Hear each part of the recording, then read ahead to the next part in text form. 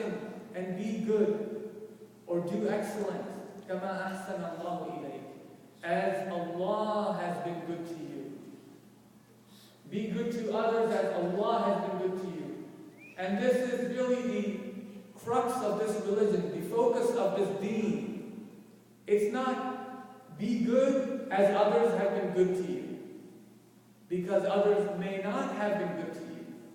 And this is understood. But Allah subhanahu wa ta'ala, He sets the standard higher for us Muslims, those who have given their ta'ah, their obedience to Allah subhanahu wa ta'ala. That you have to be good just like Allah has been good to you. He's not seeking anything from us. Therefore, we should not seek anything from people. Only Allah. And that is tawheed. That is tawheed of Allah subhanahu wa ta'ala. I want to cover, inshallah, a topic that is very dear to my heart, and you've often heard me speak on this topic. And when we come together on Jummah as a community, I want to talk about community, ummah in Islam. I want to cover the topic that has been mentioned in Surah al-Hujarat, one of the surahs that were revealed just to teach Muslims mannerisms, how to deal with one another, how to have priorities with Allah and His Messenger, how to have discipline in their lives, how to behave towards one another as an ikhwa, as a brotherhood, as a community, and pointing out all the pitfalls that a person could fall short of, or may fall prey to shaitan, or to his nafs, or to his ego, or to his desire.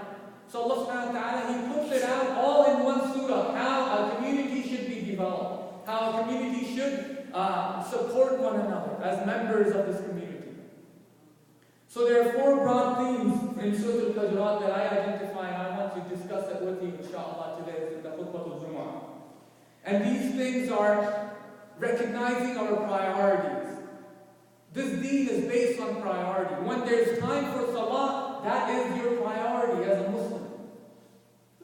Right? Everything else, although you have to take care of your members of your household, you have to take care of work, that is important as well, but the priority right now for you is Salatul Jumu'ah, and that's why you are here. That the Ummah of the Prophet ﷺ has recognized that. The second thing that I want to talk about in detail is the priority within yourself and your family. And that is taqwa of Allah Azza wa Jal. God consciousness. Everybody has a conscience that tells them, oh, this is right, this is wrong, this is not moral, this is not ethical, you should not have done this. Everybody, every human being has that nafs, that soul. Lawama, it keeps talking, right, inside of us. Maybe I should not have done this. But the difference between a believer and a disbeliever is that a believer has God consciousness. A disbeliever, he has just a conscience that tells him, maybe this was good, that was bad, you're the best, right? The ego, that's all it comes down to. So Muslims have God consciousness, and that's called taqwa.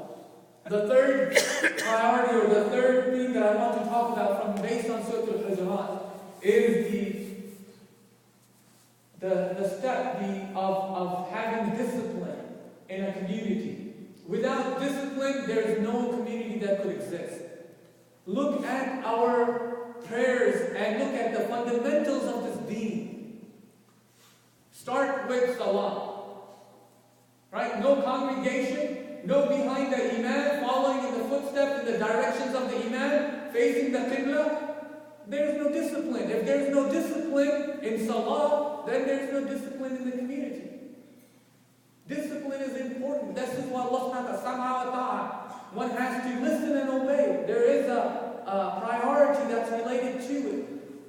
And also I want to talk about brotherhood and forming a community. How Allah subhanahu wa ta'ala goes into very detailed, minute details, talking about how we should behave with one another. With individuals, with community, even here, Azza wa Jal specifies the women in this surah, Nisa, particular to the things that we attain, the things that we understand as far as our communication with each other. Why? Because it's important that we live as Muslims and we behave as Muslims.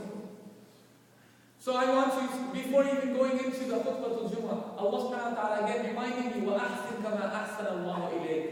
Be good to others as Allah has been good to you. And I want to give you a story about a few months ago. I was working with a group of people who were actually raising funds for Haiti. As we know, the earthquake that happened. And many members of the community donated, mashallah, a very generous amount of money. And then, in the middle of it, a young man from Nurul Iman School, a senior, stood up. And he said, we want to pledge $1,000. That's a lot of money for anybody. And he says, and this is on behalf of the seniors at Nurul Iman Islamic School. And they said that they had actually taken, all year long, they had raised money for their senior trip. And then when this happened, the earthquake, they actually took money out of their senior year trip to give it as a donation to their brothers and sisters in Haiti, to help them. وَأَحْسِنْ كَمَا أَحْسَنَ اللَّهُ إِلَيْكَ. Be good to others as Allah has been good to you. And this is not the end of the story, because the good goes in circles. You know, it comes around, it loops around. One of the parents, he heard about that, and he donated a big sum of money towards their senior trip.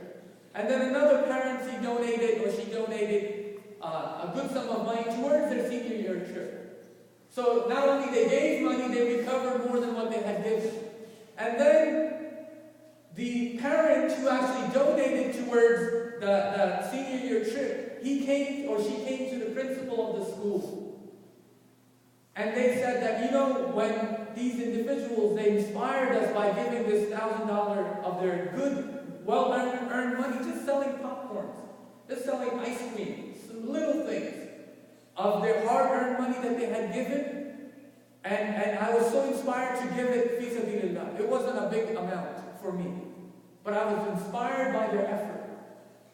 And this parent said, while I did that the other day in the mail, because my son or my daughter has applied for school and a scholarship, the letter came back saying that your son's or your daughter's scholarship has been accepted, and therefore you'll be given a scholarship to such and such school.